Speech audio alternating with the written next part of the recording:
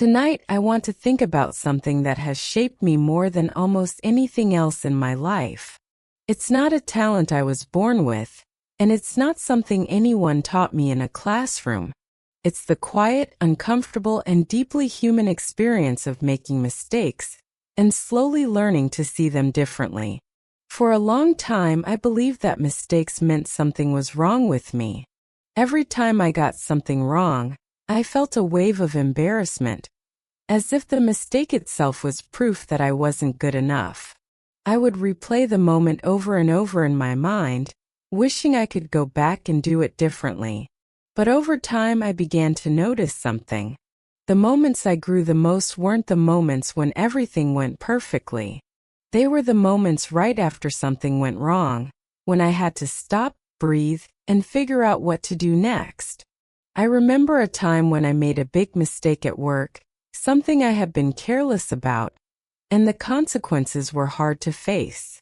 I wanted to hide from it, to pretend it hadn't happened, to move on as quickly as possible. But instead, I sat with it and I asked myself honestly, what can I learn from this? That question changed something in me. It shifted the mistake from being something shameful into something useful, a piece of information I could actually work with. I didn't enjoy making that mistake, but I became a better version of myself because of it. There is a certain kind of courage that nobody talks about enough, and it's the courage to look at your own mistakes honestly, without making yourself feel terrible about them. It means being able to say, I got that wrong and that's okay because now I understand something I didn't understand before. I've noticed that the people I admire most aren't the ones who never make mistakes. They're the ones who respond to their mistakes with curiosity instead of shame, who ask questions instead of shutting down, who keep moving forward even when they feel embarrassed or uncertain. Mistakes have a way of teaching things that success simply cannot. When everything goes right, I don't have to think very deeply about why. But when something goes wrong, I have to slow down, pay attention, and really examine what happened. That process, uncomfortable as it is, builds a kind of understanding that stays with me. I think about the first time I tried to learn something new and difficult. I made mistake after mistake, and there were moments when I wanted to give up entirely. But each mistake showed me exactly where I needed to focus my attention. Each one was pointing me in a direction, even when it didn't feel that way. I also think about the people around me who seem to get everything right on the first try. For a long time, I envied them, thinking they had something I didn't. But eventually I realized that what I was seeing wasn't the full picture. Everyone struggles, everyone stumbles. Everyone has moments they wish they could take back. The difference is simply how visible those moments are to others. There is actually something freeing in that realization. When I stopped expecting myself to be perfect, I started taking more risks. I started trying things I had been too afraid to attempt before because I knew that if I failed, I would survive it, and I would probably learn something valuable in the process. The hardest part of learning from mistakes isn't the mistake itself. It's letting go of the story I tell myself about what the mistake means. It's easy to turn one mistake into a conclusion about who I am, to say I am careless or I am not smart enough or I always get things wrong. But none of those conclusions are true. A mistake is a single moment in time. It doesn't define me, and it doesn't predict what will happen next. It simply shows me where I was on a particular day with the knowledge and skills I had at that moment.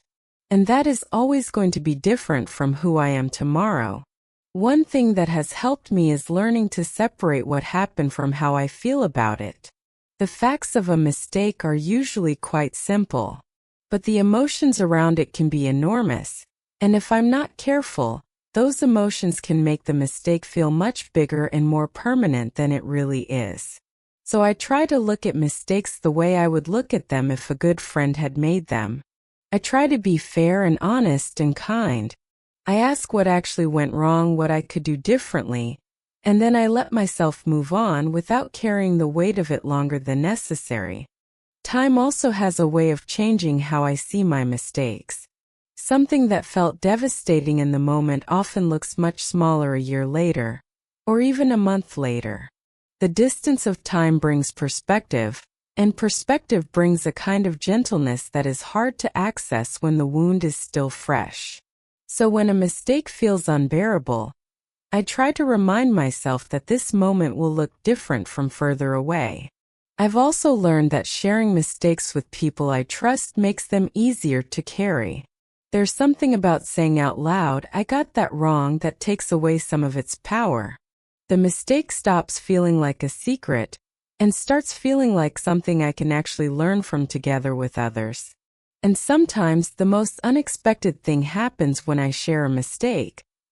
The other person says they've been through something similar. Suddenly I'm not alone in it anymore.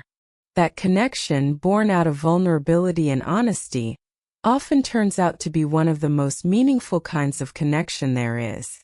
Tonight, as I lie here and let my mind grow quiet, I think about one mistake I've been carrying with me lately. I hold it gently without judgment and I ask myself simply, what is this teaching me? What small thing can I take from this moment and carry forward into tomorrow? Because every mistake I have ever made has brought me to exactly where I am right now.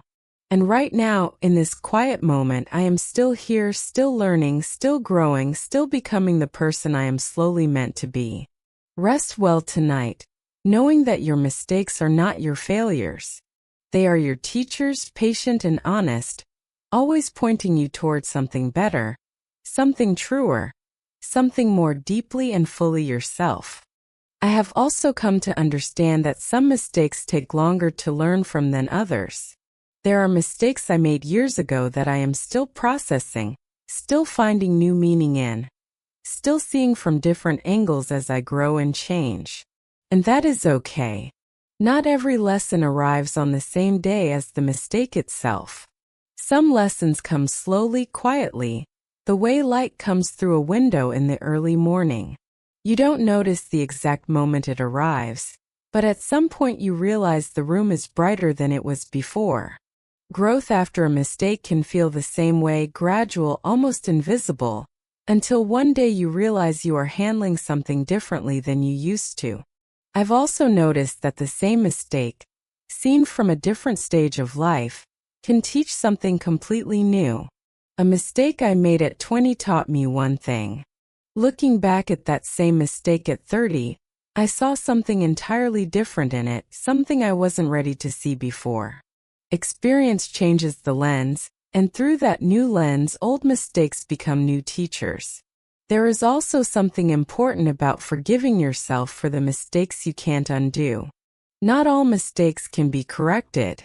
Some have consequences that stay, that change things permanently, that leave a mark. And sitting with those mistakes requires a different kind of work, not the work of fixing, but the work of acceptance, of finding a way to carry something without letting it crush you.